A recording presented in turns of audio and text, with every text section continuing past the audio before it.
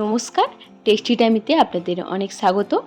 আজ আমি বানিয়ে দেখাবো গরম ভাতের সাথে চেটেপুটে খাওয়ার মতো একটি রেসিপি, পাবদা মাছের তেল ঝাল। মাছে ভাতে বাঙালির ইলিশ ও চিংড়ির সাথে কিন্তু পাবদাও আমাদের খুব প্রিয় একটি মাছ। খুব অল্প সময়ে পাবদা মাছের তেল ঝাল কিভাবে বানিয়ে নেওয়া যায় সেটাই আজকের আপনাদেরকে দেখাবো।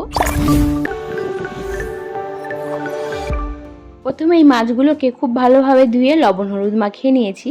এখন একটা কড়াইতে পরিমাণ মতো তেল দিয়েছি এবং একে একে মাছগুলো ভেজে নেব।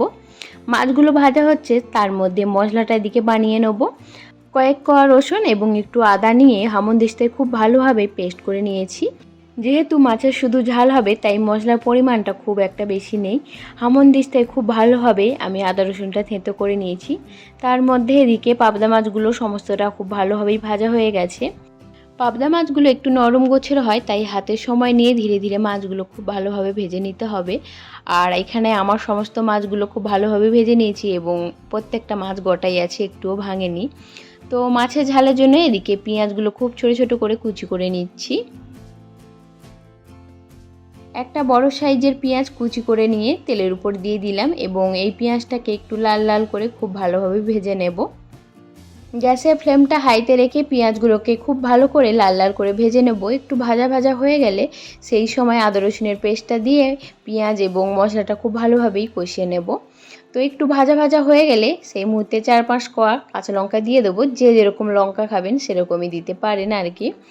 সমস্ত মশলাগুলো ভাজা হয়ে গেলে একটা বড় সাইজে টমেটো কেটে দিয়েছি আর একটু লবণ দিয়ে দিলাম যাতে টমেটোটা তাড়াতাড়ি একটু সেদ্ধ হয়ে যায় এবং 3-4 মিনিট পর ঢাকা খুলে নিয়েছি। এখানে টমেটোটা খুব ভালোভাবেই সেদ্ধ হয়ে গেছে।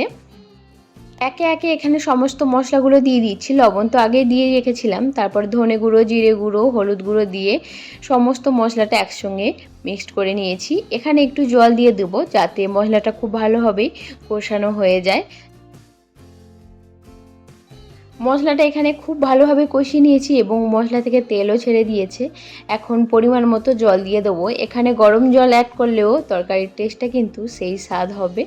তো আমি এখানে 1 গ্লাস মতো ঠান্ডা জল দিয়েছি, গরম জল আর দিইনি। তো ঝোলটা ফুটে যেতে একে একে ভাজা মাছগুলো দিয়ে দিচ্ছি।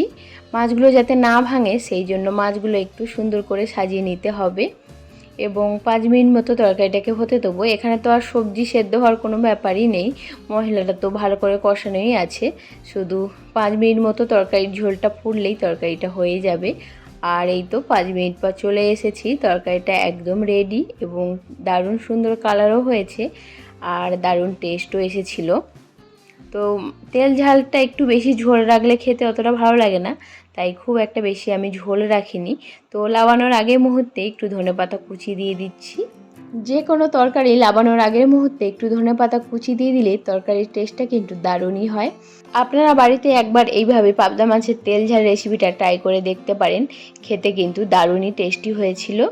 তো আপনাদের কেমন লাগলো আজকের আমার এই পাবদা মাছের রেসিপিটা অবশ্যই আমাকে কমেন্ট করে জানাতে ভুলবেন না। আরও নতুন নতুন রেসিপি দেখার জন্য আমার চ্যানেলটিকে সাবস্ক্রাইব করে আমার পাশে থাকবেন। আবার দেখা হবে নতুন একটি রেসিপির সাথে।